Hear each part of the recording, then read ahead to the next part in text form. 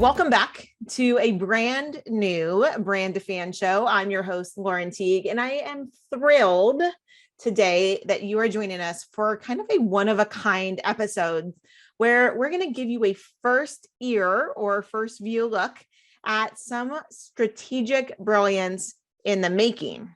As you know, I have built Brand to Fan show as a way to work through a hypothesis I've been working on most of my career, all of my career, and that is around the phenomenon of fandom and why brands that cultivate fans rather than just followers seem to win out and have future-proofed their business. So my guest today is someone who helps people, entrepreneurs, brands, and businesses with actually crystallizing what their values and what they bring, and helps people understand how to leverage that to build more fans. And I'm so excited to introduce to you Theresa Rose. She is, as I said, the brand and business crystallizer. She calls herself a strategic co-creator, which I love because I'm all about the co and working alongside other people. And she just received a very high honor from National Speakers Association as a certified speaking professional, which is a top 1% of all speakers in the world achieve this. So we're going to talk to her about that as well. Theresa is known for working on creating one-of-a-kind visual brands that you can actually draw out on a cocktail napkin. And using a crystallization process, Theresa is able to help thought leaders clarify, amplify, and monetize their brilliance as efficiently and lucratively as possible. So without further ado, Theresa, thank you so much for joining us on Brand to Fan Show. I am so excited to take you through kind of my hypothesis and what we're doing here on Brand to Fan, and really how when we go out on stage and talk about Brand to Fan, when we're having the podcast, how we're unpacking these elements of fandom. And so I'm really excited to share that with you because I know you're going to give it right back to me in a completely new way. Absolutely. Well, thank you for having me, Lauren. I appreciate it. I'm looking forward to the conversation. Yeah. Theresa, let's introduce you to our audience a little bit. One of the first questions we usually ask is, what were you a fan of from an early age? And can you trace some of the steps that you've taken in your career, maybe back to some of that early fandom? Ooh, what a great question. I can, at my first intuitive hit when you just asked that, are really two brands, two celebrities or trends that I adored. One was comedy and one was dance. So as a child, I loved to perform immediately, right? Like I was the one that was, who wants to be Mary? I do. Who wants to be the Rudolph? I will. I'll be a Silver Bell, whatever it was. So I believe that Carol Burnett, like the Carol Burnett show, you might have to Google that, youngin, to find out what that was, but it was this, amazing thing that it became more than just a show for me, right? It became a way of being, the Carol Burnett show. It became, first of all, a woman leading it, right? And that was huge because that was not, when I was growing up, what you saw very frequently. And that's also why I Love Lucy. And it showed me at that level what co-creation was all about, because that show was magical because of the energy between the players, not just because they were all outstanding players. And so that was a huge formative part of how I saw success unfold, and also seeing when something is fun, when something is in your heart, it sticks more than if it's just, it can be flashy and it can have a lot of, bells and whistles, but if it's really coming from the heart, that's what matters. So that informed me, and also helped me to, pursue the hobby and career of stand-up comedian and corporate comedian, and bringing in comedy into the fabric of what I had done and continue to do as a speaker.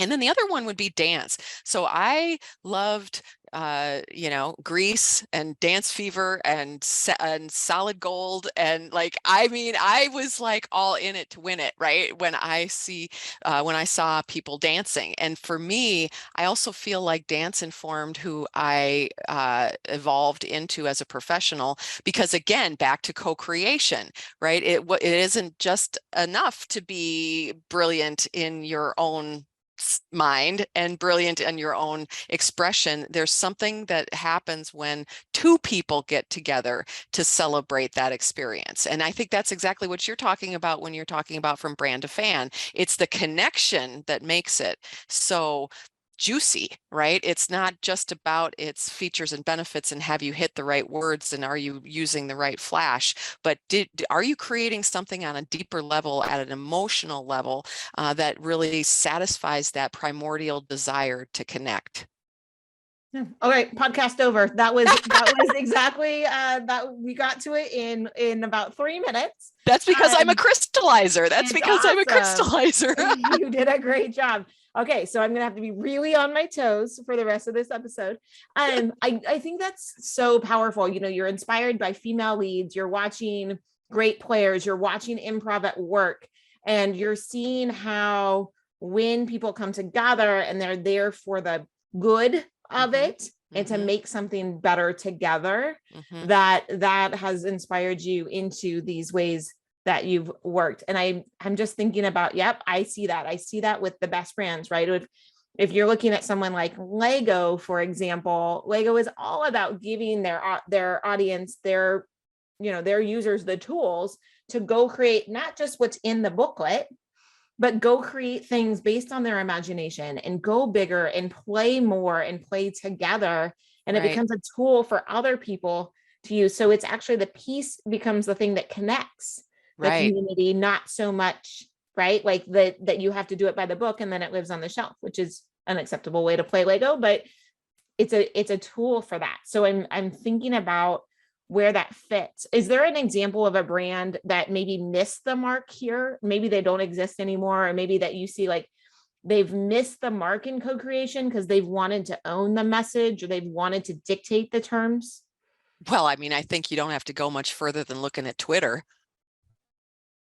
Yeah, it's true. I mean, truth, let's real talk it. I mean, the reality is there became, whether you like him or not, whether you agree with him or not, the reality became the Elon show. And he was going to do exactly the way he wanted to do it. And he was going to push out the people of the sandbox that he didn't want to hear from. And he was going to say what his rules are. And we are watching, I believe we're watching the rather rapid dissolution of a once huge global dominant brand. We're watching flame out because someone at the top leadership could not understand that it takes 2 or more people to create something amazing and to listen and to be a part of a connection. It became a demagogue going, I'm going to create my sandbox. And the marketplace went, I don't think so. No, and I'm one of those early Twitter users. My Twitter account literally just became old enough to legally drive. So, I've been on Twitter since 2007, for those of you who don't want to do the math.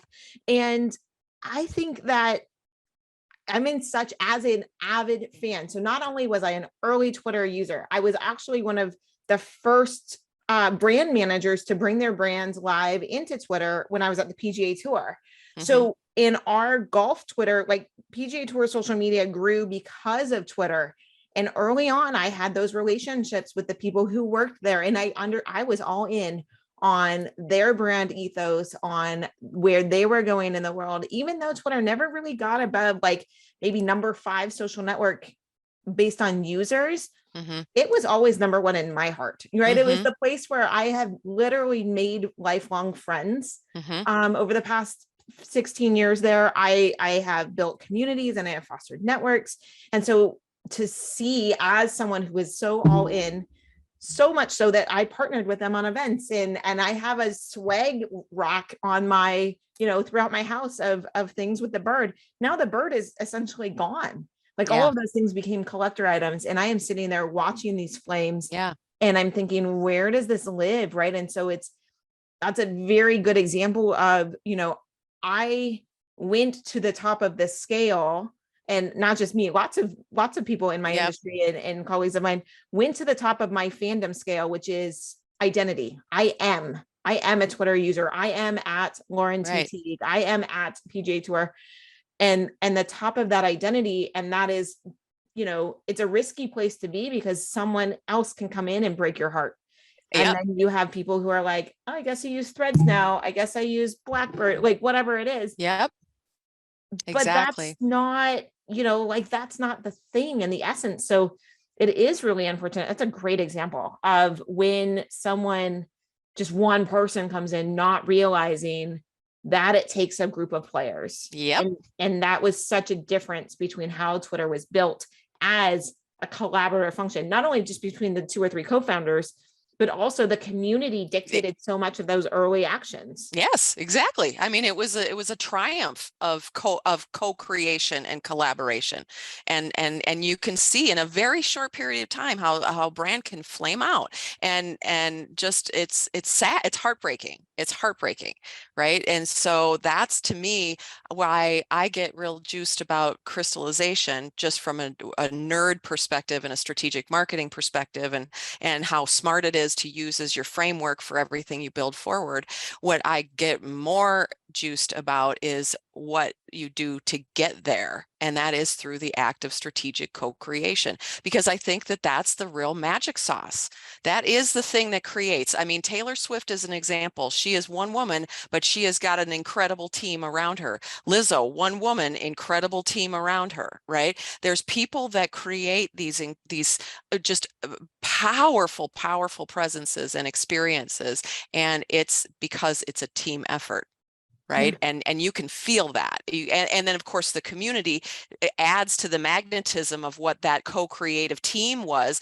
And then the community starts feeling like they're a part of the team, and they are a part of the team, right? So and I even experienced that way back in when I was, growing up outside of Chicago. I was a part of, I just said it, I was a part of the Jordan dynasty of the Right. Chicago Bulls. And I literally feel like I was a part of that experience, because I would go to the games. And if I didn't go to the games, I watched them on WGN, and I watched with my friends, and we knew all the stats, and we knew we were watching history at the same time. And Sure. so it was like to contribute to that in some small way through, all the ways that we all did. It was really about that, I would say, love. At the end of all of this, when we really get down to what makes a brand, going from a brand to a fan, it's love. Yeah. It is that energy. It's that relationship. It's that trust. And it's Yeah. encapsulated in that love. And you can see it as Taylor Swift has taken her concerts across the United States. And now back, she's, had been heading back west and just kind of passed through our area here. And I couldn't count the number of people in my own social media feeds who have hit a Taylor Swift concert at some point in this, and the stories that are coming out. I've actually built one of those stories into my keynote about the friendship bracelets. Yeah. Now, the friendship bracelet trend at the end of the tour is such a different experience from the beginning of the tour. Mm-hmm. But and maybe you know this, but some of her fans took literally the lines from one of her newest songs, and it says, "Put your friendship bracelets on, girls." And they heard the line and they started making armfuls, hundreds of friendship bracelets in different kind of bead styles, some with words, some with colors, some with numbers. Yeah. And they're making literally tens, 50s, hundreds of bracelets. There are TikToks on how to bring your bracelets to the Taylor Swift show. Oh, I know. I'm on there. That you can exchange them easier and faster, yes. Right? And so the community is taking a lyric from a song and made it such an essential part of the entire experience of doing the Eras tour, that she didn't set it up that way. Probably nobody on her team really seeded that with a couple influencers. Right. That was an organically grown community. And the reason why it happens is because the community knows that those at the highest levels of fandom knows that they have permission to co-create within her brand. Exactly, exactly. And I'll tell you what, with Taylor Swift, yes, I am a fan of her music. Like I have Shake It Off and I have The Man, those are like my jams. Sure. But what my real kink is are Taylor Swift fans. I love Taylor Swift fans. The fact that they give that much attention to the experience and they honor it, and the love, it's really the love that pours forth is just, it is so attractive and it's so joyful. It's so soul affirming, right? It's soul affirming because you can really, it cuts beyond the noise. It cuts beyond all of the commercialism and the hype and the sad things that are going on in the world, and allows us to really be at our best, deep, deep love and deep connection. And that's what I base my work on, Yeah. is that at its core is the way that I'm able to do what I do is because of my commitment to connecting with my clients and the love I have for their purpose, for their mission. I believe that we all are here for a reason. I believe that we are all here to make the biggest possible impact in a good way, and maybe we don't know that, and maybe we're far away from that understanding, but that's what I believe.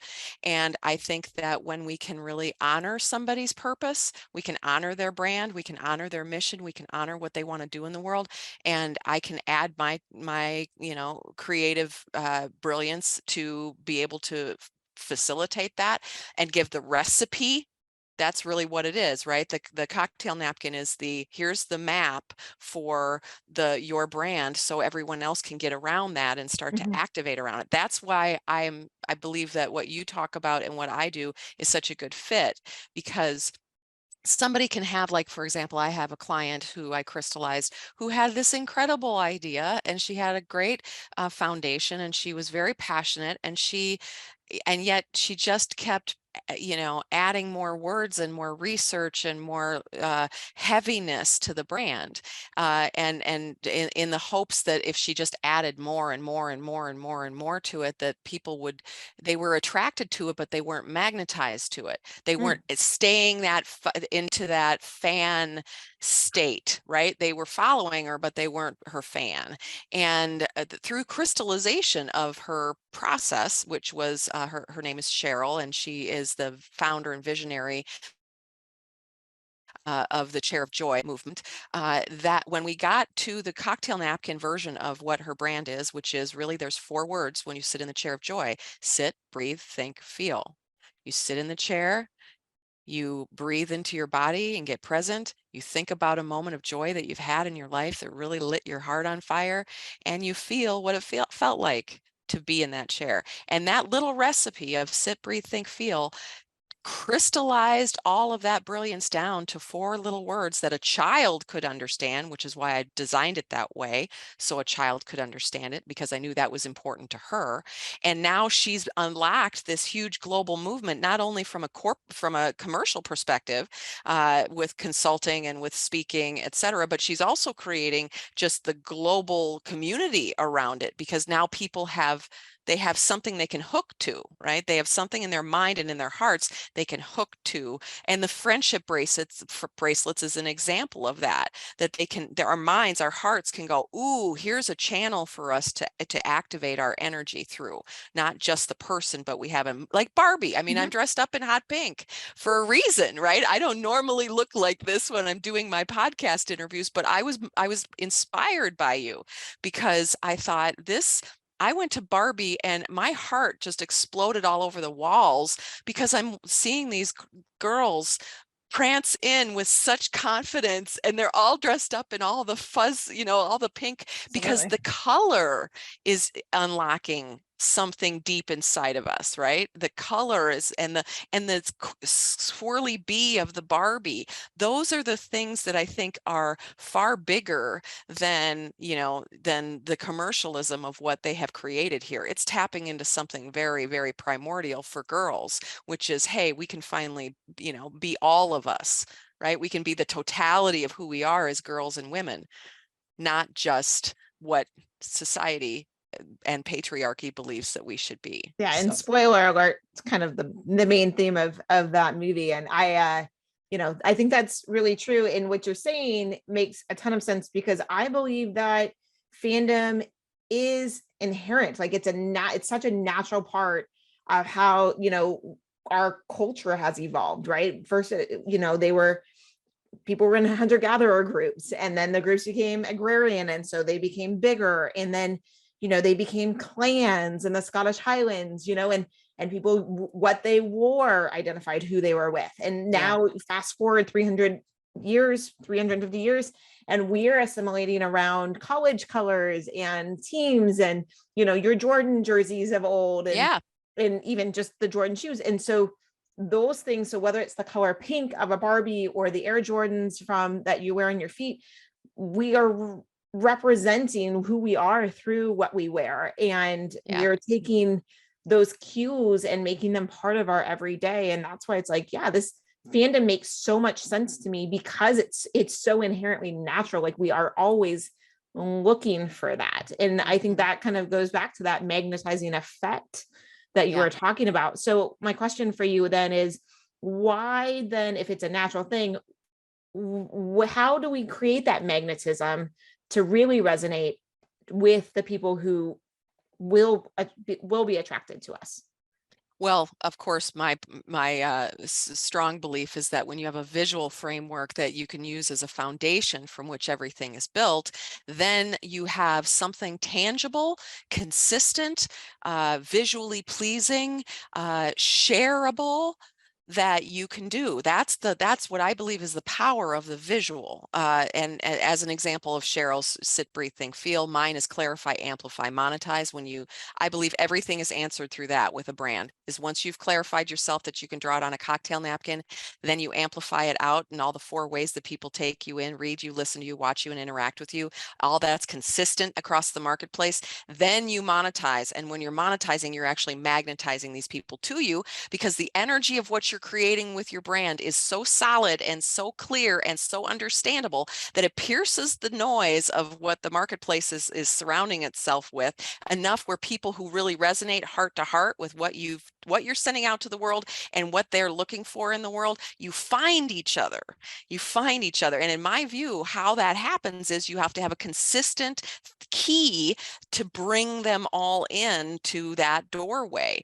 And Air Jordan with the look, that one image, it was the only image that was different on the shoe than any other Nike up until that point, was Michael Jordan's amazing silhouette, right? Mhm. And so that is like an imprint. It's like a visual imprint. And just do it. 3 little words. It's only 3 words, but it's the right 3 words.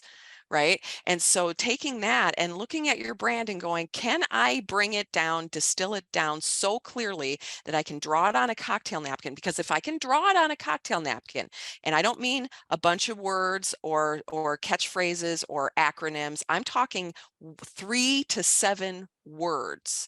Okay. Can you do that? Or 3 to 9, 3 to 11, and put it in a structure, Yeah. right? When you can put it in a structure like that, then it literally acts like a key to people, because they can understand it. And that is, in my view, the thing that can take us from a brand to a fan, is let's get crystal clear, so that what we're sending out, people are not confused about well, I thought her brand was this, and now she's doing this, and then she's going over here, and I don't remember what do you do exactly? Yeah. When you have people that like you, but they don't really understand you, that's when they're your followers. Right? Yep. They're like, okay, yeah, she's nice. I like her. I think she does something about marketing, or, but when you have already done the heavy lifting of the clarify, which, by the way, comes back to the power of strategic co-creation, because the hard, heavy lifting of brand work is at the first part about it, which is clarify, getting it clear. You can amplify out the wazoo. It's about getting clear first. And in my experience as a professional co-creator, is you simply don't have the whole view if you're doing it by yourself. Mhm. You just by like, if you can think about this blew my mind the other day. I thought about it. I've never seen my body. I've never seen my entire body. I have seen reflections. I've seen portions. I can look down and look at my legs and my knees, and I can look at my hands, but I can look in a mirror and look at my backside. I don't do it very often, but sometimes I can, right? But I've never actually seen me. I've never seen me. And none of us have. And I think our brands are the same way. That's why when you have anybody, whether it's an accountability partner or a mastermind or an agency or somebody like me, one-on-one crystallizer, someone else who genuinely cares about you, who genuinely wants the best for you, to actually look at you, is what I believe helps unlock that.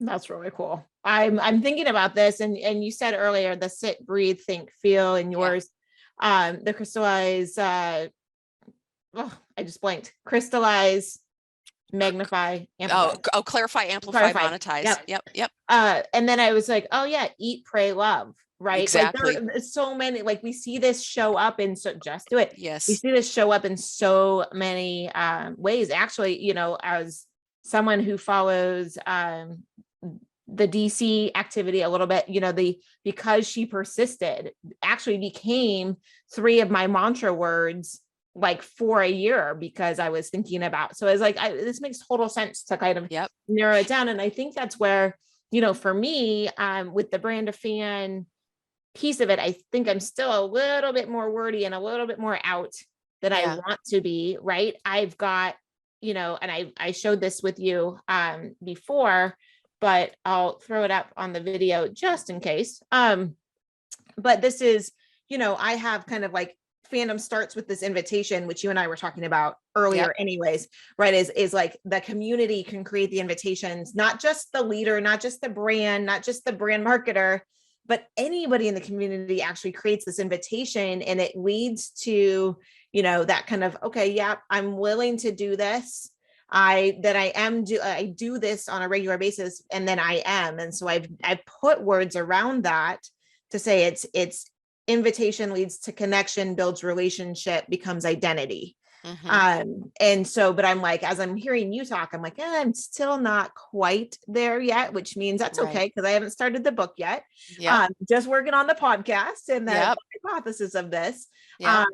When I do talk about this on stage and I do talk about it with clients, it still makes sense to them in this piece. So even though I know I'm not all the way there yet, I know that it's getting a lot more refined and a lot closer to a product that that becomes that, where anybody can talk about what are the pieces of fandom and who talks about that. Lauren talks about it, and here's her 3 or 4 words, right? Yeah, exactly. So when I look at this brand, this visual, Lauren, what I see first of all is I love the fact that you even have one, number one. Number two, that you have them now to primarily words and not phrases, because the more words, and when we get down to crystallized brilliance, that which can be on a cocktail napkin, it is about slash and burn everything that is not absolutely essential, right? So I look at this and I see that you've thought through this. I know that you actually have your process figured out. And frankly,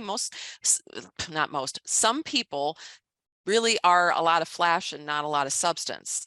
And so they don't really have a plan. They don't have a process. They don't know what they do. They might be great at delivering great stories, and they're funny and they're engaging and they can do, fancy stuff, but they can't actually think through how do they solve a problem. Right? They don't have a plan, a methodology. So yay to that. Now I would look at it and say, you're right. I think there's some tightening up that can be done, and you can have different layers of your model. So having layer 1 of the identity, relationship, connection, invitation, that's sort of the first step of even, and I would even argue maybe it's the foundation of the model, right? It's the foundation of the model, but the questions, maybe even having the questions be outside of the model, coming into each question, into each box, right? Something like that, just so you have a little bit more distinction and differentiation, and it isn't quite as complex, because I'm sure as you're going through it, people can follow you, right? They can understand you as you're sharing it on the screen. But ideally what you want to have is a model that stands on its own. Right. right? Absolutely. Because then they don't have to be on your stage to get your message. They can just literally see it by looking at it, and they've learned something about it. So great job. Yeah, I see your hands. And so for the people who aren't watching this on my YouTube channel or seen it in a clip, I just want to call out that you're making shapes with your hands. Yeah. And what I've created in like this visual, which you can see on the website Brand to Fan Show in the show notes, I'll put it there too. As we talked about this model, like I have it kind of very like blocked out, and so it's very rectangular, and there's some movement, but I've also tried it in a Venn diagram. But I'm watching your shapes, your hands make the shapes of, say, like a triangle or a pyramid. Right. I've also seen you kind of shape into like maybe a circular, so I can see you doing this. And I'm a quick study. I learned a lot from Neen James in Yep. some earlier speaker training on contextual models. And I know that you worked with her in the past or studied from her in the past. So, that's kind of for the listeners' benefit. Can you talk a little bit about why a shape, as you're drawing it out on the napkin, why a shape, and being able to kind of put things like, what's a good shape for Yeah. this kind of model? Great. So, there first the ABCs of creating a powerful contextual model are circles, squares, and triangles, because you think Maslow's hierarchy of needs. You can think of Simon Sinek's golden circle. You can think of Stephen Covey's time management matrix. Right. So that's essential, like first steps that you can look at. And there's different reasons why you'd use them. Sometimes I use triangles when, I mean, I usually tend to go with whatever the client, there's usually more nuance with it. But if you look at triangles, that shows, progression, I think, in a good way. What's your foundation, and then what's your next step, just like Maslow had done. And then, circles have a little bit more soul to them, I think. I don't know if it makes any sense, but I just, circles are in nature. The circle of life. There's a lot of sacredness to a circle.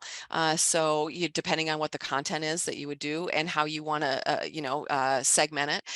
And then, squares is very masculine. It's very organizational. It's, step by step process flow kind of a thing.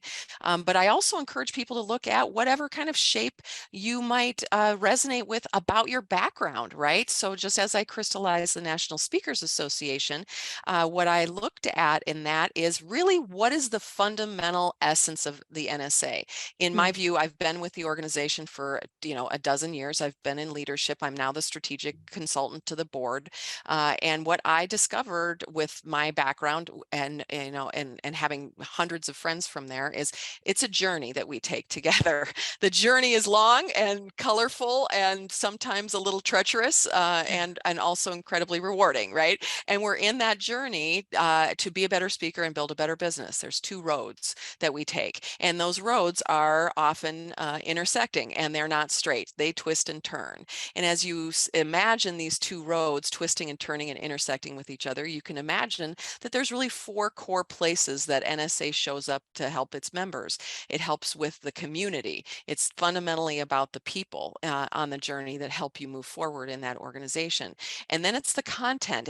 When you continue on that journey, it's the content that you get from, the national stages to the podcasts and to the local presentations that you have at the chapter level. And then you have the connections that you make in the hallways, the connections that you make with the strategic partners, the fact that you have connections with them at an enterprise level is effective. And then the credentials, right? As you said, I just got the designation of certified speaking professional, and they also have the Speaker Hall of Fame and the Cabot Robert Award. So you look at something, and that NSA journey looks like roads, right? Twisting, turning DNA roads. And so I get creative with the shape to really match it to the client, right? Like this chair of joy, the sit, breathe, think, feel, in my view, is like four legs of the chair, Right. right?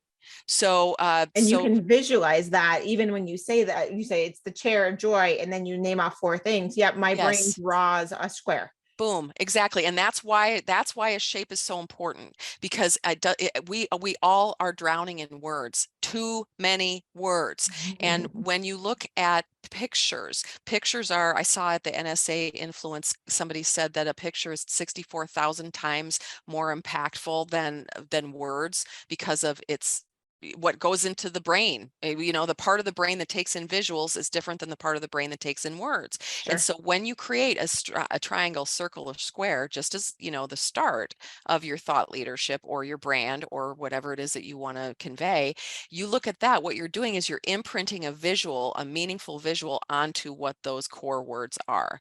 And you're showing movement, you're showing hierarchy, you're showing flow, you're just it's you want to infuse the key is to create a model that you're infusing as much possible information in there without going overboard into confusion, or that you've diluted the point, right? So making it simple, and then you can use secondary models to support the main model of insight that you really want to sell, right? Because as soon as you get to somebody going, I don't get it, you failed. Mm-hmm. And Right? every good business has that one singular. Now, it might need a different secondary model for one, you know, the customers versus the investors Yes. versus the employees. Like they might need Yes. extra information, but Right. they shouldn't need a completely different model. No, it should all be based on the same model, because people, opportunity is opportunity. That is what our bottom line goal is, opportunity. Okay. And that opportunity might be, yes, to have a new client. It also might be to have a referral source. It might be to have an in into another organization, an introductory opportunity. It might be a good friend. It doesn't matter. Opportunity is what we're seeking. And so we want a model, in my view, we want a model that is just us, no matter who we are. I talk about the same stuff all the time, every day, to everyone, no matter what, right? And therefore, my brand is crystallized out into the marketplace. Sure. Because people know that I'm the crystallizer chick, right? And clarify, amplify on the cocktail napkin.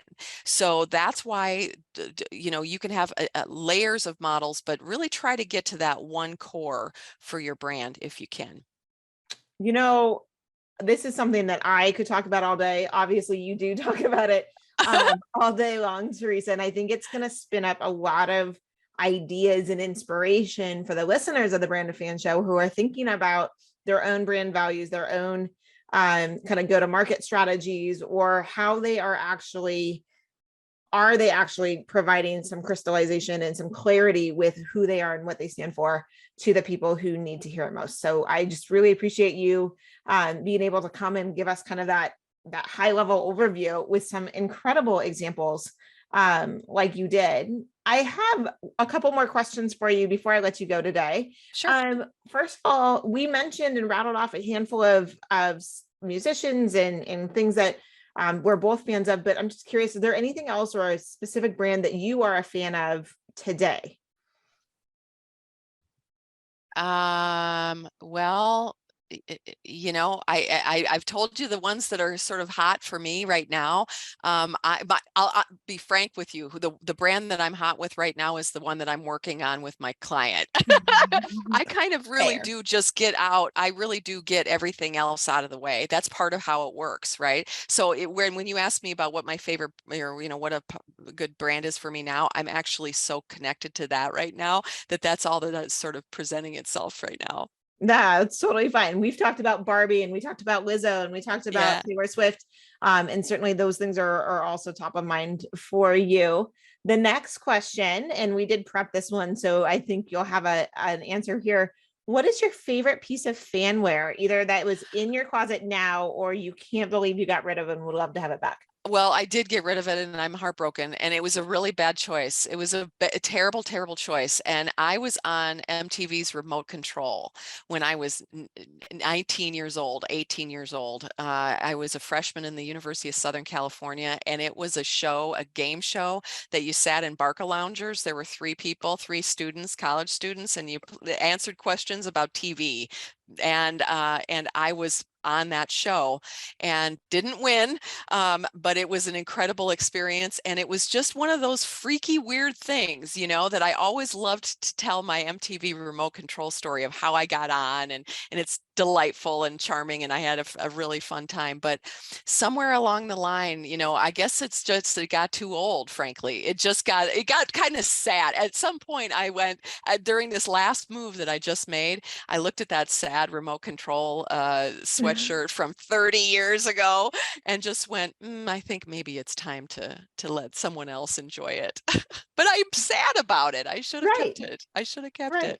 All of our favorite apparel items, especially the ones that we keep for decades and decades, you know, they are always going to stay with us. It's such a huge part of the identity. You wouldn't keep something like that with you if it didn't have that kind of meaning for you. Exactly. I mean, it made a lot of moves. It went a lot of moves with me. I think the only reason, Lauren, why I got rid of it is because I think you and I talked about this. When I moved from Minnesota to California, I decided to reinvent my entire life. And I actually got rid of, I looked at every single thing that I owned and asked myself the question, not only does this spark joy, shout out to Maria Kondo, but also, does it serve my purpose moving forward? Does it serve my life moving forward? And when you're living in Southern California, having a black remote control sweatshirt doesn't really. So you know, and I only car moved. I didn't even take a moving truck. So literally, I only chose those things that were the most precious and sacred to me to make the move. So sadly, it didn't make the cut, but it's in my heart. It's in my heart forever. And someone else gets to wear it, and that's even better, is to pass it on and let someone else make new memories with something that's already so full of memories. Exactly. So, Exactly. fabulous. Well, today on the Brand to Fan Show, we are talking with Theresa Rose, a brand and business crystallizer and strategic co-creator. This is the TLDL minute of the show. If this episode was too long and you didn't listen to all of it, stop right here. We're going to summarize it for you.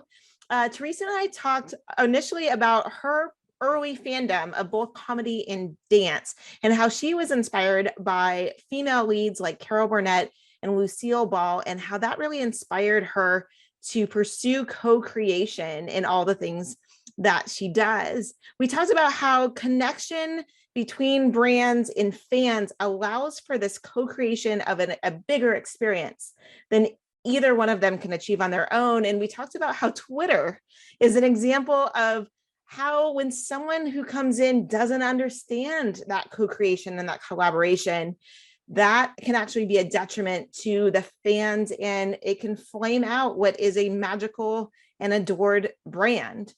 Theresa, you talked about how fans give attention to the experience, and when they do that, they pour forth love, and that love is what attracts others into that community, which I call invitations. Those invitations can be shared by anyone in the community, whether they're just on their beginning their fandom journey, or they're really a true identifying member of a community.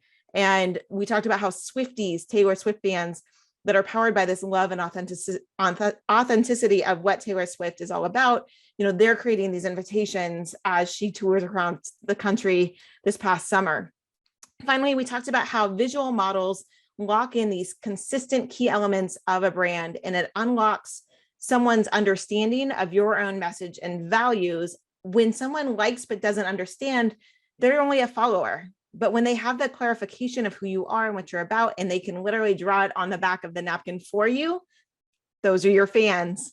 And you talked lastly about how shapes like circles and triangles and squares actually help imprint that in our minds. And so going forward, thinking about how to simplify and then also illustrate what your brand does allows you to tell that story in a way that creates more fans, creates more invitations.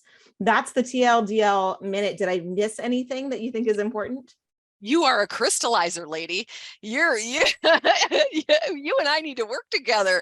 We can get a lot accomplished in a short period of time. You did a great job. Thank you. Theresa, where can our listeners find you online? Is there anything that you want to share about where they can go and learn more about you? Yes, I would love to offer up complimentary access to my video mini course. People always ask, how do I crystallize my brilliance? How do I get it on the cocktail napkin? Go to theresarose.com/clear. And how you know how to spell my name is it looks like there'sarose.com. So there'sarose.com/clear, and you will receive my video course and see how you can draw your own brilliance on a cocktail napkin. That's fabulous. We're going to put that in all the great information and some of the visuals and some of the links in the show notes at brandtofan.show. Well, I'm Lauren Teague, and this is Theresa Rose, and this has been another episode of your maybe favorite podcast, The Brand to Fan Show, the podcast that unpacks the phenomenon of fandom. Thanks for listening.